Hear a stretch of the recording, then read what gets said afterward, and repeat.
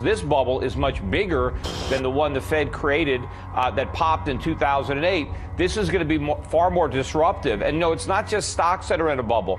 The entire economy is a bubble, so the recession that's going to follow the bursting of this bubble is actually going to be deeper and more severe than the one that followed the financial crisis in 08.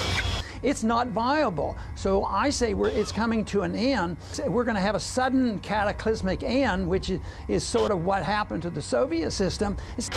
2008, we had a problem because of too much debt. Stuart, as you well know, the debt has skyrocketed since 2008. Yep. So when I say it's going to be worse in my lifetime.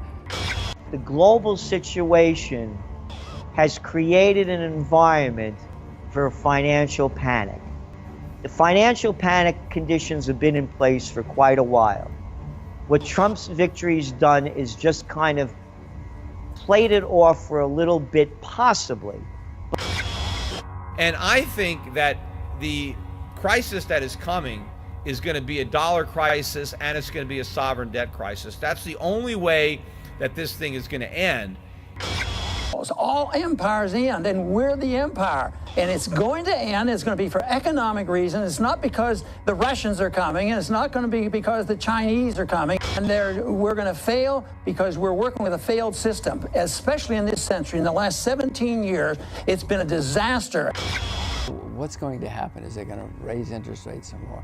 Then when things start going really bad, people are going to call and say, you must save me. This Western civilization is going to collapse. And the Fed, who's made up of bureaucrats and politicians, will say, well, we better do something. And so they will try, but it won't work. We sent out a trend alert, and we call it Economic 9/11. And we believe that there is setting up now for a market crash that will be the worst in modern American history. They don't want you to know the truth. They don't want you to know that this economic recovery is a statistical illusion, that it is fueled by debt, by the printing of trillions of dollars and keeping interest rates at historic lows. This is a game of let's pretend that you are not meant to win. If everyone found out, the economic collapse will unwind. The powers that be would rather pretend that this economic monster isn't staring them in the face and breathing down their neck. The collapse is looming.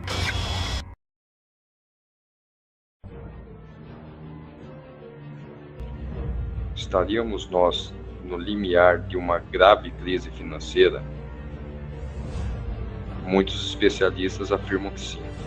O fato é que, nos últimos 10 anos, os principais bancos centrais ao redor do mundo mantiveram suas taxas de juros em níveis historicamente baixos e imprimiram muito dinheiro.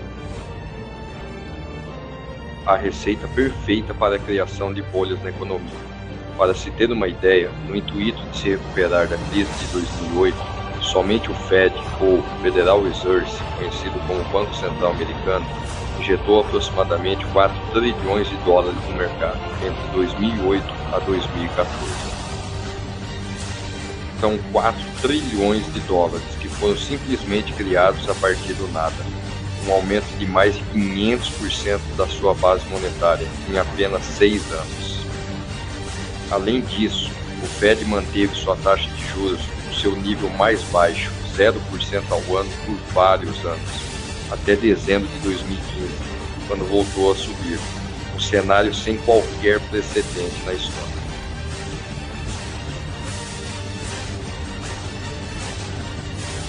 A teoria austríaca dos ciclos econômicos nos ensina que a manipulação das taxas de juros através da criação artificiais de moedas, como fazem os bancos centrais hoje, distorce a realidade econômica, gerando bolhas proporcionais ao tamanho da distorção gerada, que futuramente irão estourar e causar enormes estragos.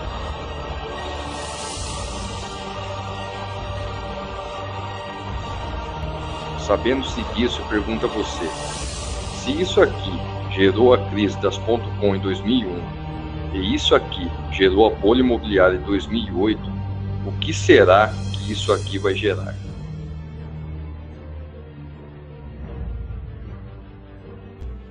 A economia mundial possui uma dinâmica de alternância entre períodos de crescimento e períodos de recessão.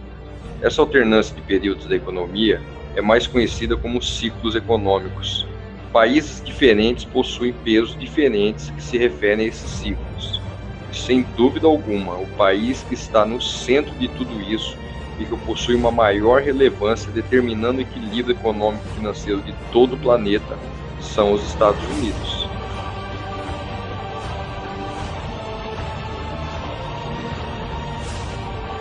Levando em conta os últimos 105 anos, os Estados Unidos entraram em recessão 19 vezes, o que lhe dá um ciclo médio de expansão econômica, ou seja, livre de períodos de recessão, de aproximadamente 6 anos.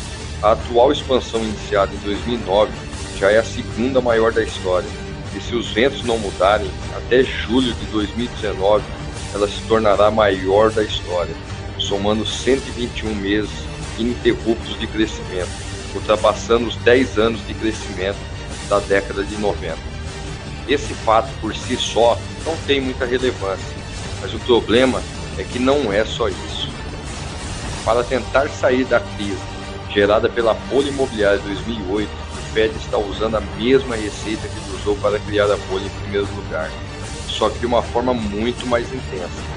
Entretanto, todo esse esforço por parte do Federal Reserve ao imprimir trilhões de dólares sem lastro, as operações ficaram conhecidas como quantitative easing, e da taxa de juros que por vários anos ficou encostada no zero, só foi capaz de criar a recuperação econômica mais fraca dos últimos 50 anos.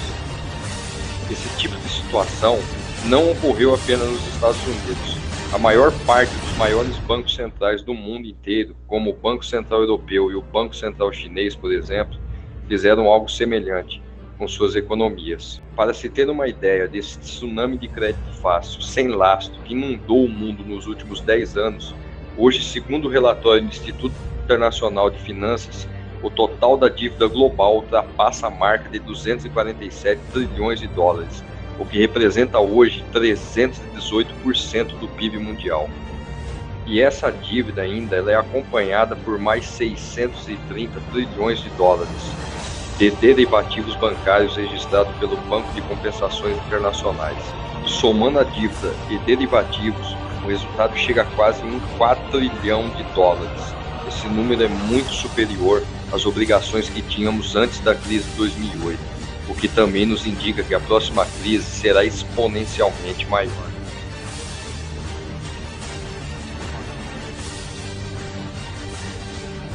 Nosso sistema monetário atual, moedas fiduciárias de curso forçado, ou seja, moedas baseadas em confiança imposta pela lei, é algo extremamente recente. Teve início, de fato, o fim do último resquício do padrão ouro em 1971. Para se ter uma ideia do desastre, veja o gráfico que mostra a evolução da base monetária americana desde 1910, antes da criação do Banco Central americano, até os dias de hoje. Veja como a base monetária começa a subir a partir da criação do Federal Reserve em 1914. Dá uma forte guinada para cima a partir de 1971, com o fim do padrão ouro, e sai totalmente do controle a partir de 2008.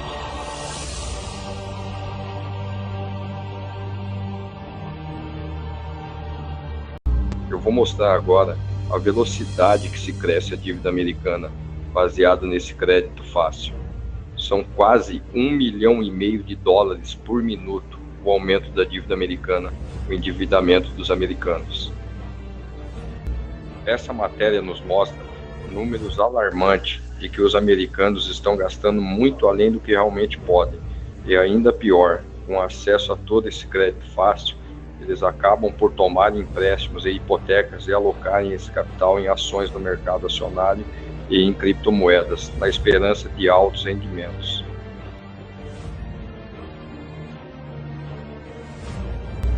Vejam esses gráficos a seguir, da valorização desencadeada dessas ações. Apple, por exemplo, crescimento de mais de 2.000% em 10 anos. Amazon, com crescimento de mais de 8.000%. Netflix também com valorizações extremamente altas. E essas são somente algumas delas.